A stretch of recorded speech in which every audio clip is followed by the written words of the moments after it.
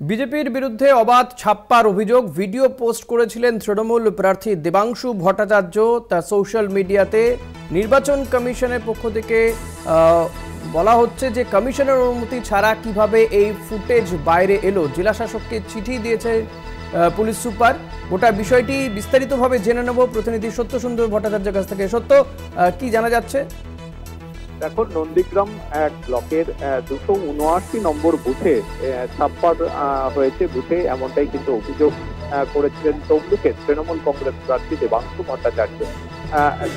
গোটা বিষয়টি যে সেই বুথের 279 নম্বর বুথে যে ওয়েবকাস্টিং, সেই ওয়েবকাস্টিং মুখ্য নির্বাচনী আধিকারিক খতিয়ে দেখেছেন এবং খতিয়ে দেখার পর তিনি জানিয়েছেন যে সেক্ষেত্রে ওই নির্দিষ্ট বস্তিতে ভিভিপ্যাট পরিবর্তন করতে হচ্ছিল এবং সেই কারণেই কিন্তু সেই সময় যান্ত্রিক কিছু গোলযোগ তৈরি হয়েছিল, কিন্তু কোনোভাবেই ওই 279 নম্বর বুথে ছাপ্পা হয়নি। অর্থাৎ তৃণমূল কংগ্রেস প্রার্থী তমলুকে দেবাংশু ভট্টাচার্যের যে অভিযোগ, সেই অভিযোগকে নস্যাৎ করেছে নির্বাচন কমিশন। তার পাশাপাশি তৃণমূল কংগ্রেস প্রার্থী যেভাবে পাবলিক ডোমেনে ওই ওয়েবকাস্টিং ভিডিও প্রকাশ্যে এনেছে, সেটা কিভাবে এলো, এই গোটা বিষয়টি কিন্তু তদন্ত করবে নির্বাচন কমিশন।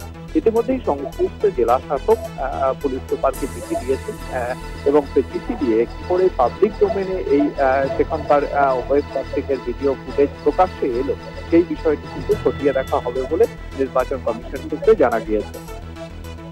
ধন্যবাদ সত্য। কথা বলছিলাম প্রতিনিধি সত্য সুন্দর ভট্টাচার্যের সঙ্গে।